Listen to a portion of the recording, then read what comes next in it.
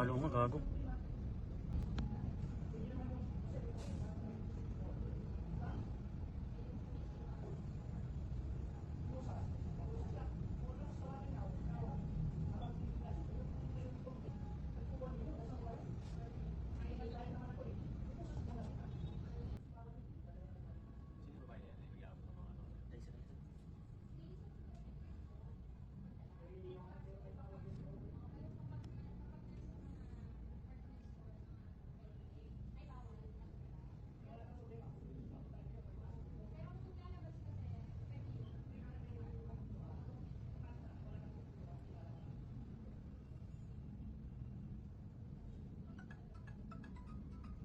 Ito, pinapatukan pa.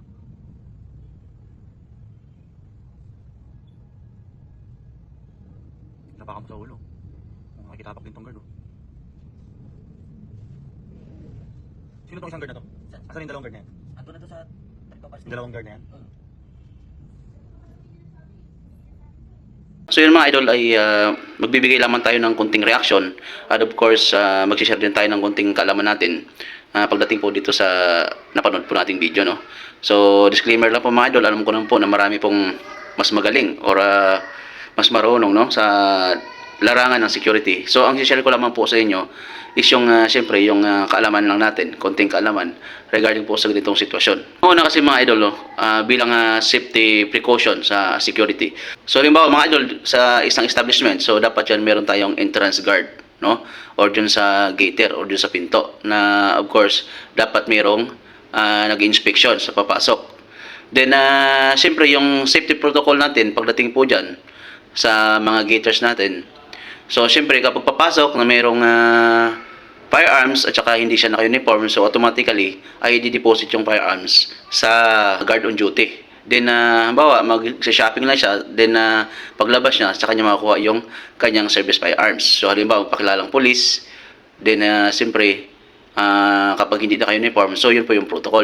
Then of course pag naka-uniform naman, in uniform personnel, siyempre due respect doon sa uniform niya, pag meron siyang dalang firearms at pumasok yan sa inyong area of responsibilities, identified naman siya na isang law enforcers or yun nga, no, police. So hindi na po natin kailangan na tanggalan ng firearms or hindi na kailangan deposit yung firearms niya. Okay? So regarding po sa pangyayari sa video na yan mga idol, kung saan po ay yun nga, ang tingin ko dito is misinterpretation lang to, then miscommunication. So dapat mga idol, nung nag-report yung supervisor sa security na mayroong kahinahinalang tao, so dapat ang una natin gawin mga idol ay i-verify muna natin, or yun nga tinatawag natin na monitoring. So kailangan i-monitor muna natin yung tao na yon kung talagang meron siyang intention or meron siyang gagawing hindi ka nais-nais. So dapat observe muna natin bago tayo mag-report sa mga authorities o sa mga police. Kasi para nga hindi tayo magkaroon ng yun nga, miscommunication. So yun po yung nangyari kasi doon, no? So napagkamalan, kumbaga napagdudahan lang dahil sa suot niya, hindi pa natin na-verify kung talagang gagawa siya ng masama, no? Then of course, mayroong pagkukulang talaga ng kahit papano yung ating security personnel doon dahil nga siyempre palabas na yung tao hinarang dahil nga kahina-hinala. So hindi rin naman talaga na-verify na talagang masamang tao, kumbaga, no? And then nag-declare din naman na police na nagpakita rin naman ng resibo doon sa pinamili niyang mga items. So ibig sabihin, good yun. So yun nga sinasabi natin dito, kapag walang probable cause, so hindi ka naman pwedeng maghinala na lang sa tao tapos yun haharangin mo. Unless meron po siyang ginawang hindi ka nais-nais o nag-shoplift siya, nagnakaw siya or nag-iskandalo siya, nagsisigaw, gano'n, no? So pwede po natin gawin yon, no? So ang mali lang doon kasi nga dahil ang pag-report ng supervisor nagtimbre ka agad sa police, hindi mo na na-verify ng ating mga 5-9 yung tao kung talagang makikita naman natin yung kung meron siyang hindi ka nais na gawin, di ba? So of course mga 5-9 kapag gumbawa mayroong insidente na ganyan, mayroong nagtimbre, bawa kakapapasok lang ng tao tapos kayo na hinala, mayroong nagtimbre sa inyo na mayroong dalang service firearms. So of course ang una natin gawin dyan is yun nga, monitoring. Monitor natin kung gagawa siya ng hindi mabuti. Or of course, itimbre natin sa mga kasamahan natin na naka-duty na ito, under monitoring to, mayroon naman tayong mga radyo.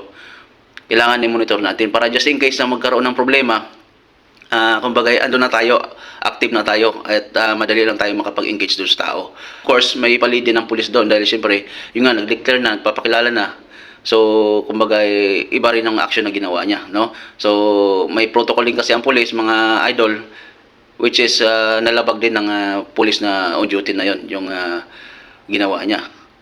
So, hindi niya rin nagamit yung protocol ng kanilang hanay. Okay? So, yun lang mga idol. Sana po nakatulong po sa inyo ang video na ito. Maraming salamat po. God bless.